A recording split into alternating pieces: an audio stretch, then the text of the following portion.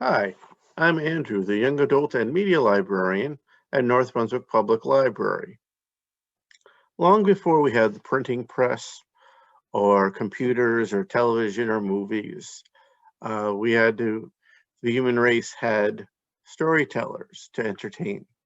And one of the most famous ones was known as Homer. Now, we don't really know if there was one person named Homer or not, but that was the tradition that there was in ancient Greece, there was somebody named Homer, possibly a blind poet, who told us the story, who told people the stories of the Iliad and the Odyssey.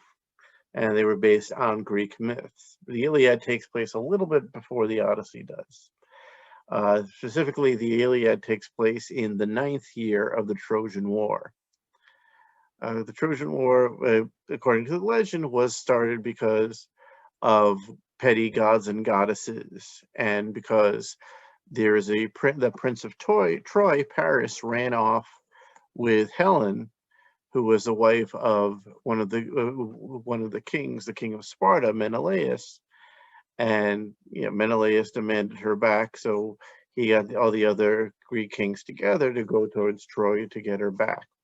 So yeah, the story is more complicated than that. And this book, the Iliad, which is a new adaptation of the epic poem, gets into a little more detail.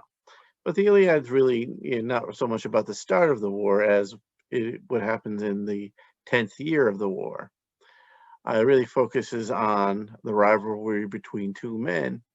The Athenian lead captain Achilles, who was basically a superhero, and Hector, who is the honorable prince of Troy. Now, as I mentioned, the original.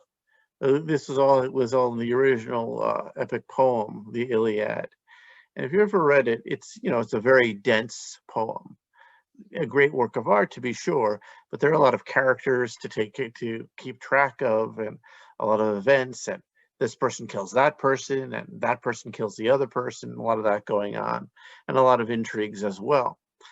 So this book actually makes all that all that easier to follow, in part because some of the storyline really gets simplified because we don't really need to know all the details to appreciate it. But I'll show you one of the ways that Gareth Hinds makes a story easier to follow. One of the first two-page spreads in the book gives us a diagram of some important characters. We have on the Greek side, as well as the Trojan side. And then underneath we have the gods and goddesses, which you can see are done in a different style than the mortals. Because the gods and goddesses in the story, not only did they cause the Trojan War to happen because of their squabbles and pettiness, they also kept it going for a long time. One thing that struck me, reading it as a graphic novel was that how frustrated on both sides these fighters were, that they really wanted to get rid of it. And of course, the gods and goddesses made things a lot more complicated for them. And if you look, he really, Hines really does make the characters look distinct from each other, which is very useful. He even gives a hint here. The initial letter of each captain's name is subtly worked into their breastplate and/or helmet. This and their unique shield decoration should help you tell them apart. Right. So if you could see here, for example, this big guy here, Great Ajax, you could even see an A right there. All right. And I think that if you read the commentary, which I did, that Hines wrote in the book, you could see why he might have associated certain symbols with certain characters, and it's pretty interesting. I thought it was a pretty interesting way to do that. All right, and right here are some. Notice here is Andromache. Andromache, I thought, was a particularly sympathetic character. She is Hector's wife, and she's worried. She's afraid that Achilles is going to kill Hector, because Achilles is known as such a fantastic warrior. And there's a very emotional scene with her in there as well. Right, and you can see just how distinct the characters are from each other. which I thought was which I thought was a really great way to do that. Now here, here's from the story itself, right?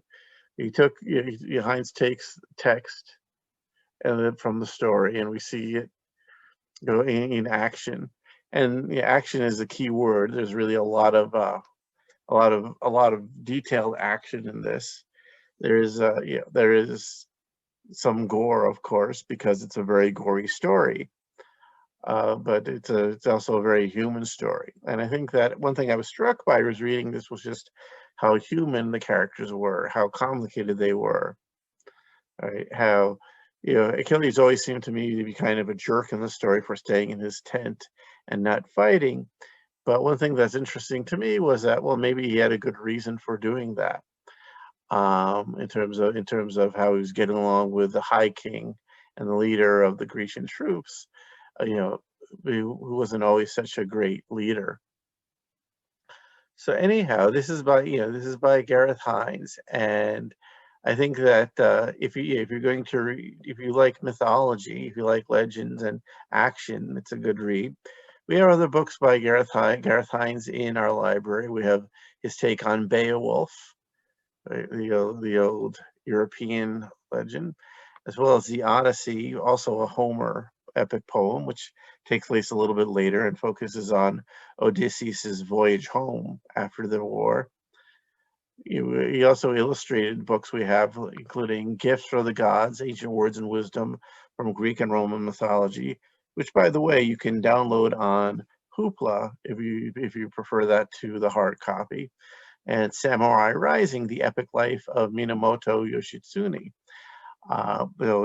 which is a biography.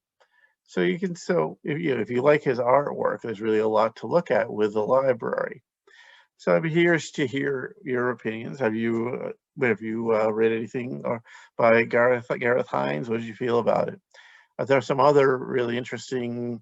Should we get more for the library? Should we get more of these classics, illustrated classic stories? Would you think that that you enjoy them, or they make the work easier for you? I'd certainly be happy to hear your feedback. Happy reading.